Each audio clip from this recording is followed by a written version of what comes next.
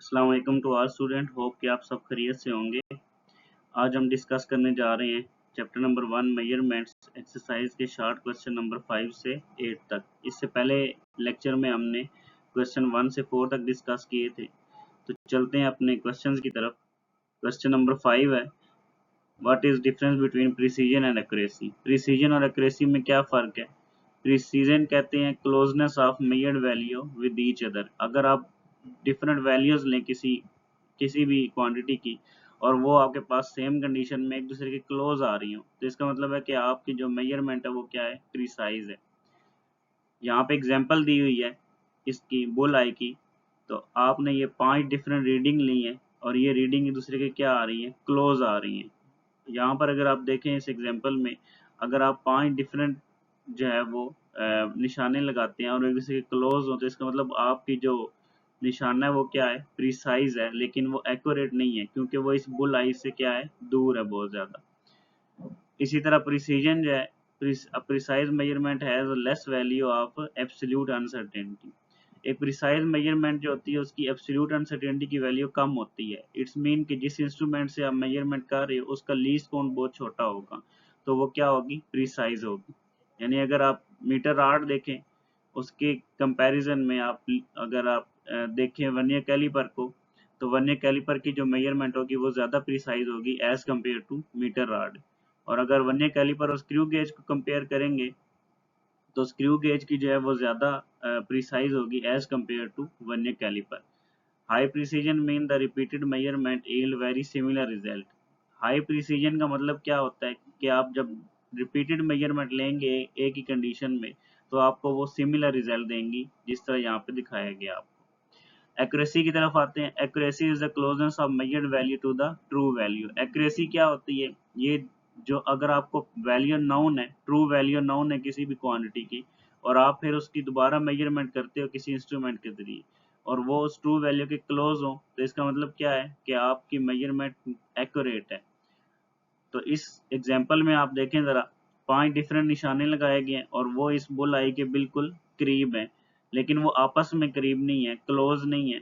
लिहाजा आप इस मेजरमेंट को क्या कहेंगे कि this measurement is accurate but not precise because all measurements are close to the true value but not close to each other. अगर ये एक दूसरे के क्लोज होती हैं तो ये क्या होंगी, प्रिसाइज होंगी।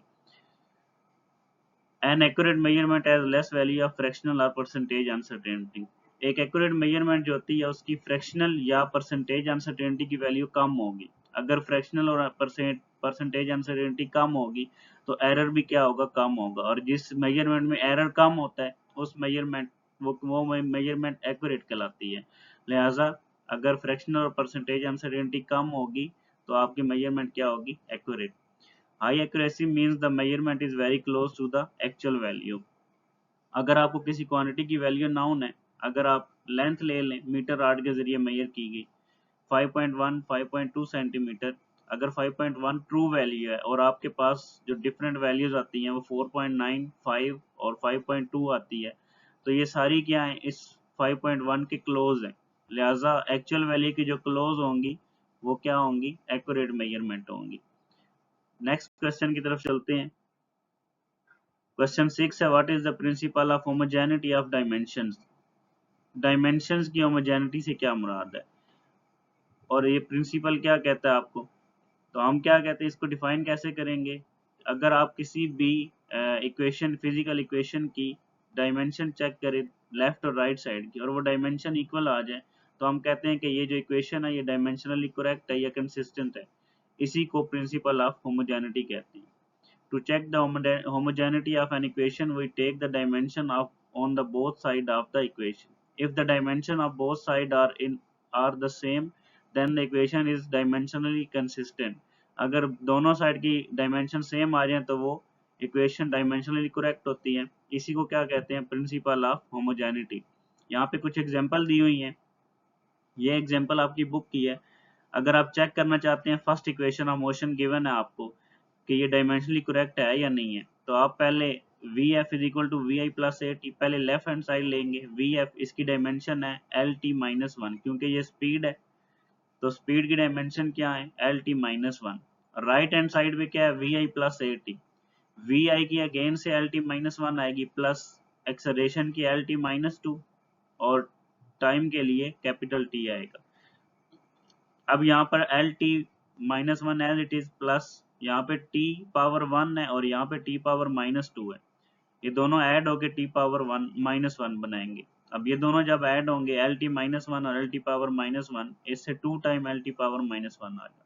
अब यहाँ पे 2 जो है ये डायमेंशन लेस कांस्टेंट होता है, लिहाजा इसको इग्नोर करेंगे तो पीछे क्या रह जाएगी डायमेंशन एल टी पावर -1, जो कि आपकी लेफ्ट हैंड साइड की डायमेंशन के इक्वल है। इसका मतलब ये है कि आपकी जो इक्वेशन है ये डायमेंशनली क्या है, कंसिस्टेंट है या करेक्ट है। तो यही क्या कहलाता है, प्रिंसिपल ऑफ होमोजेनिटी। एक और एग्जांपल यहाँ पे पंजाब की बुक में कहा गया है कि आइंस्टाइन इक्वेशन को डायमेंशनली कंसिस्टेंट चेक करें। तो इसमें लेफ्ट हैंड साइड पे एनर्जी है और राइट हैंड साइड पे मास और स्पीड का स्केयर है, स्पीड ऑफ लाइट का स्केयर है। तो एनर्जी के लिए याद रखना, जब भी आपने फाइंड करना है तो आप work, kinetic energy, potential energy, इनमें से कोई भी आप किसी भी चीज की डायमेंशन निकाल सकते हैं। यहाँ पे इसने वर्क की यूज की है, W is equal to energy is equal to F D, force multiply by displacement. Force की एम एल टी -2 है और डिस्प्लेसमेंट के लिए एल यूज होगा। जब ये कंबाइन करेंगे तो आपके पास M L square T power -2 आ जाएगा। अब लेफ्ट हैंड साइड की आ गई M L square T power -2। अब राइट हैंड साइड पे एम सी स्केयर, इसकी डायमेंशन एम के लिए कैपिटल एम यूज होगा और सी स्केयर के लिए L T power -1 whole square use होगा। ये स्केयर ऊपर मल्टीप्लाई हो जाएगा तो एल का स्केयर आ जाएगा टी पावर -2। अब इनको कंबाइन करें तो M L square T power -2, जो कि आपकी लेफ्ट हैंड साइड के इक्वल है। इसका मतलब ये है कि ये जो आइंस्टाइन मास एनर्जी इक्वेशन है ये क्या है, ये भी डायमेंशनली करेक्ट है। तो इस तरह आप मजीद कुछ एग्जांपल, अगर आपके पास अवेलेबल है बुक है, वहां से आप मजीद एग्जांपल को सोल्व कर सकते हैं। नेक्स्ट स्लाइड पे चलते हैं। Question 7, a ball is thrown in the air and 5 different students are individually measuring the time it takes to fall back down using stopwatch। एक बाल है उसको ऊपर की तरफ फेंका गया हवा में और 5 डिफरेंट स्टूडेंट हैं, वो अलग अलग उसकी नीचे गिरने के टाइम को मेजर कर रहे हैं स्टॉप वॉच के जरिए। The time obtain by each student are the following 6.2 second, 6.0 second, 6.4 second, 6.1 second, 5.8 second. What is the uncertainty of the result. अब आपने क्या फाइंड करना है, आपसे दो बातें कही गई हैं कि रिजल्ट में अनसर्टेनिटी फाइंड करें, how should be the resulting time be expressed, और जो रिजल्टिंग टाइम आएगा उसको किस तरह लिखा जा सकता है। तो इसका आंसर क्या है, एज वी नो रेंज जो होती है, अब आपको अगर डिफरेंट वैल्यूज टाइम या किसी भी चीज की दे दी जाए तो आपने याद रखना है इसकी पहले रेंज फाइंड करनी है। रेंज क्या होती है, maximum value minus minimum value. तो मैक्सिमम वैल्यू हमारे पास क्या आ रही है यहाँ पे 6.4 और सबसे कम वैल्यू है 5.8। इन दोनों का डिफरेंस क्या आ रहा है 0.6 सेकेंड। अब अनसर्टेनिटी क्या होती है, रेंज को 2 से डिवाइड कर दे तो आपके पास अनसर्टेनिटी आ जाएगी 0.6 second divide by 2 plus minus के साथ 0.3 सेकेंड आ जाएगी। तो ये आपकी अनसर्टेनिटी है टाइम के अंदर, जो आपका फर्स्ट पार्ट थी, what is uncertainty of the result, plus minus 0.3 second. अब सेकंड पार्ट की तरफ आते हैं। इसमें पूछा गया कि how should the resulting time be expressed. अब रिजल्टिंग टाइम को लिखना कैसे है, तो उसके लिए आपके पास अनसर्टेनिटी और टोटल टाइम भी आना चाहिए, एवरेज टाइम। जब डिफरेंट वैल्यूज हो तो आपने उसकी एवरेज निकालनी है। तो उसके लिए आप क्या करोगे, मीन टाइम निकालोगे या एवरेज टाइम, तमाम वैल्यूज को ऐड करोगे और 5 है टोटल वैल्यू तो 5 से डिवाइड कर दोगे, ये आ जाएगा 30.5/5, इससे 6.1 सेकेंड बनता है। तो लास्ट पे जब आप इसको एक्सप्रेस करोगे, लिखोगे, तो उसका तरीका क्या है कि पहले टाइम लिखना है 6.1 second average time plus minus uncertainty आएगा। तो अनसर्टेनिटी क्या थी 0.3 सेकेंड, तो यहाँ पे 0.3 सेकेंड आ जाएगा।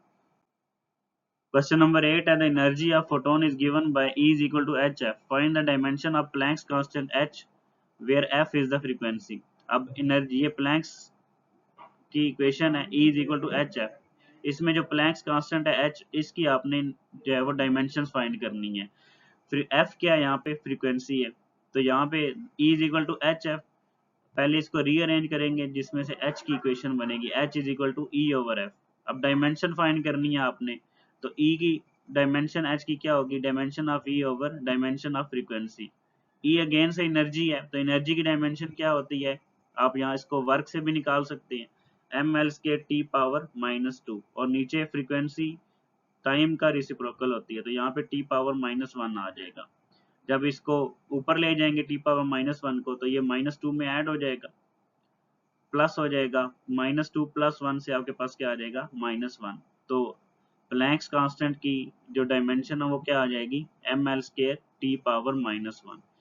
तो ये थी आपके फर्स्ट चैप्टर मेजरमेंट की तमाम क्वेश्चन, शॉर्ट क्वेश्चन। इंशाल्लाह नेक्स्ट स्लाइड में न्यूमेरिकल जो है वो डिस्कस करेंगे।